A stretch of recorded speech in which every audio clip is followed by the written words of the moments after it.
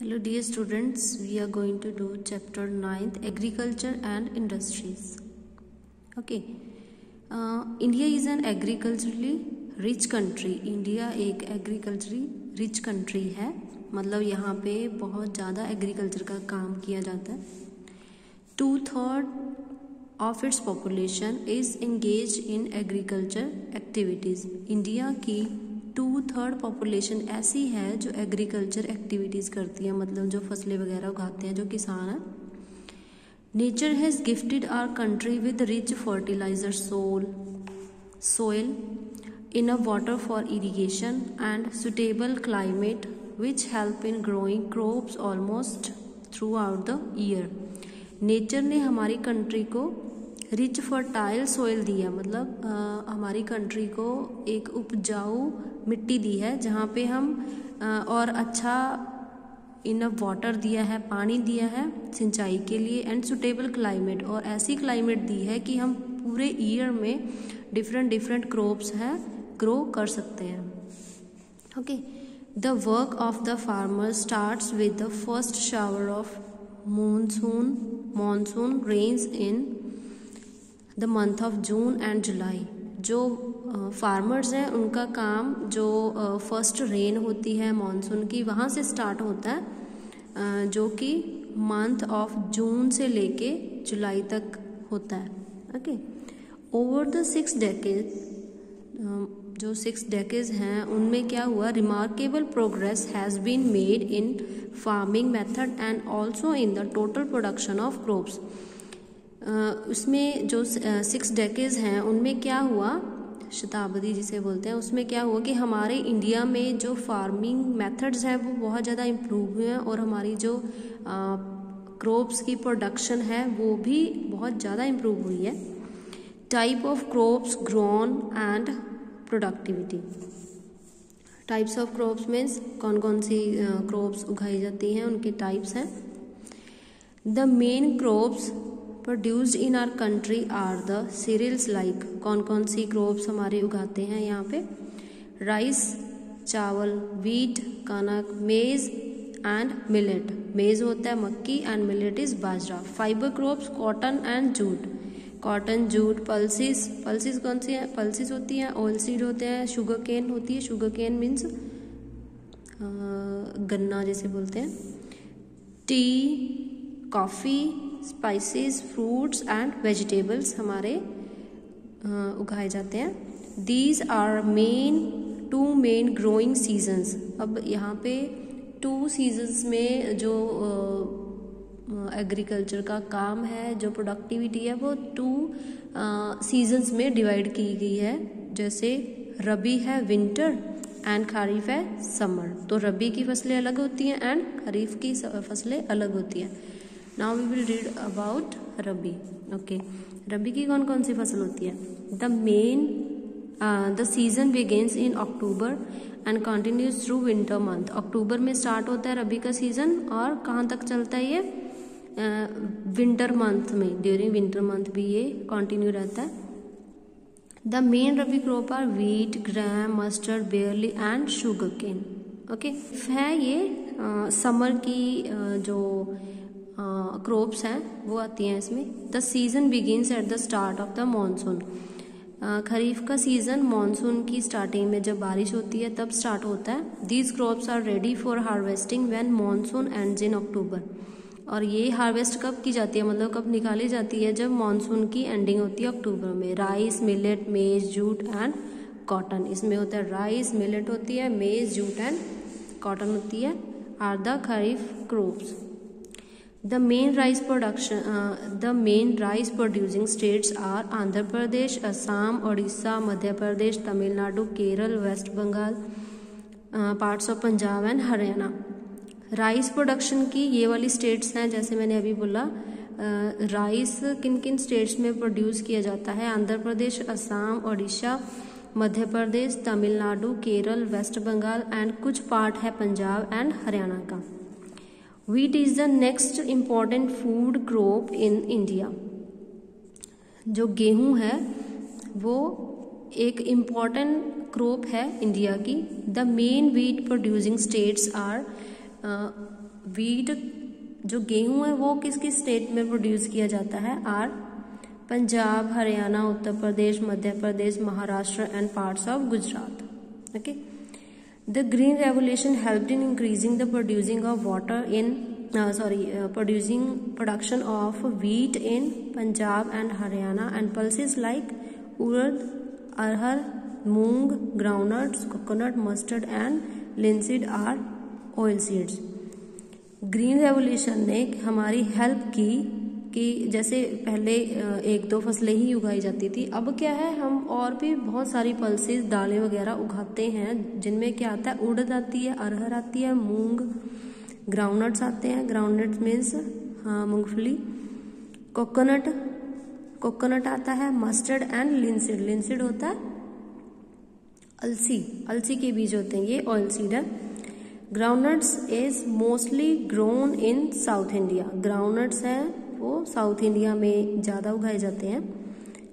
Gujarat and Maharashtra grown in South India, Gujarat and Maharashtra. Mustard is grown in wheat producing areas. जो mustard है, mustard में सरसों, वो wheat producing, यहाँ पे wheat होता है, वहीं पे मस्टर्ड को भी उगाया जाता है. India is the second largest producer of sugar cane in the world after Brazil. Brazil के बाद इंडिया सेकेंड नंबर पे है शुगर केन, गन्ने को उगाने के लिए, गन्ने को प्रोड्यूस करने के लिए. The main sugar cane producing states are. Sugar cane की जो मेन स्टेट्स हैं, कहाँ होता है शुगर केन ज़्यादा? Uttar Pradesh, Maharashtra, Bihar, Tamil Nadu and Punjab. Jute used in the making of gunny bags. Jute किस किस चीज़ों में यूज़ किया जाता है? बैग्स में, रोप्स में, कारपेट्स जैसे घर पे बिछाते हैं. रोप्स होता है तारें, जो वायर्स वगैरह बनाते हैं, रोप्स रस्सी. Carpets is mostly produced in West Bengal and Assam. ये वेस्ट बंगाल और असम में होता है. Cotton needed in the making of cloth. Cotton को कहाँ यूज किया जाता है? क्लोथ बनाने में. It grown in Gujarat, Maharashtra, Punjab, Rajasthan, Madhya Pradesh and Tamil Nadu. India is also the largest producer and exporter of tea in the world. India में और क्या होता है? एक बहुत बड़ी मात्रा में चाय बनाई जाती है. It is grown mostly along the hill slopes in Assam, northern west Bengal and Nilgiri hills. जो चाय है वो असम की स्लोप्स पे होती है. स्लोप्स मीन्स वहाँ पे पानी नहीं रुकता, जस्ट ऊपर से नीचे को पानी आता है. तो ऐसी जगह पे जैसे स्लोप होती है ना, स्लाइडिंग एरिया, वहाँ पे चाय को उगाया जाता है. बाग होते हैं उसके चाय के. Coffee is grown in Kerala, Karnataka and Tamil Nadu. Coffee कहाँ पे होती है? केरल, कर्नाटक एंड तमिलनाडु में. India produces a large variety of spices like black pepper, cardamom and cloves. Cloves होता है लौंग, cardamom होता है इलायची and black pepper होता है काली मिर्च. ये इंडिया में लार्ज वेराइटी में उगाए जाते हैं. The Malabar coast is in Karnataka and Kerala are the main producers of spices. Okay. Karnataka and Kerala में ये वाली स्पाइसेस ज़्यादा उगाई जाती हैं, प्रोड्यूस की जाती हैं. Vegetables and fruit production. Next है vegetables and fruit production. India has made good progress in fruit production. India में अच्छी प्रोग्रेस हुई है फूड प्रोडक्शन के लिए. India is the largest producer of fruits and vegetable in the world. पूरे दुनिया में इंडिया एक ऐसा देश है कि जो बहुत बड़ी मात्रा में फ्रूट्स को उगाता है, प्रोड्यूस करता है. India produces around 13% of the world vegetable. पूरी दुनिया में 13% जो वेजिटेबल्स हैं, फ्रूट्स हैं, वो इंडिया से जाते हैं. It is an important producer of peace, cauliflower, onion, cabbage, tomato, brinjal and potato. मटर, कॉलीफ्लावर हो गया,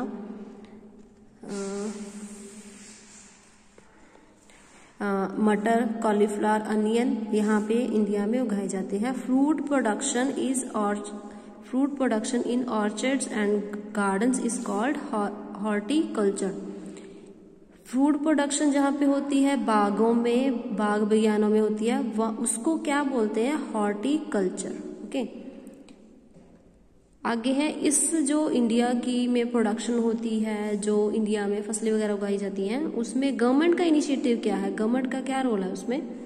India has made amazing improvement in agriculture. India की बहुत अच्छी इम्प्रूवमेंट हुई है एग्रीकल्चर में। The river valley projects have provided more water for irrigation. जो गवर्नमेंट ने वो बनाए हैं ना, जिसको डैम बोलते हैं, वो बनाए, उससे क्या है?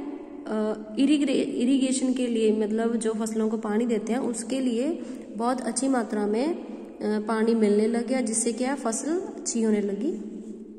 Chemical fertilisers are now being frequently used. पहले क्या था? लोग केमिकल कम यूज करते थे किसी फसल को मतलब अच्छा बनाने के लिए, लेकिन अब फ्रीक्वेंटली यूज किया जाता है chemical. The farmers also use machines and scientific method for tilling the land. Land को भरने के लिए मशीन्स और साइंटिफिक मेथड्स को यूज किया जाता है फार्मर्स के द्वारा। During 1980s and 1990s a comprehensive land development programme was initiated by the government. 1990 में गवर्नमेंट ने एक प्रोग्राम बनाया था, एक मतलब कोई फार्मर्स को प्रोवाइड करने के लिए, उनको अवेयर करने के लिए एक प्रोग्राम डेवलप किया गया था। Provision for crop insurance against drought. Drought होता है सूखा, जो सूखा हो जाता है कई बार। Flood, cyclone, fire and disease, establishment of gramin banks, cooperative societies and banks for providing loan facility to the farmer at low rate of interest were some important steps in this direction. अब सूखे वगैरह से जो किसानों को सूखा या flood आ गया या साइक्लोन आ गया, उससे जो उनको नुकसान होता है उसकी भरपाई करने के लिए गवर्नमेंट ने किसानों के लिए कुछ ऐसे बैंक्स बनाए हैं जिसमें वो लो इंटरेस्ट पे पैसा उठा के अपनी जो ज़रूरत है उसको कंप्लीट कर सकते हैं। And this was a important step by the government.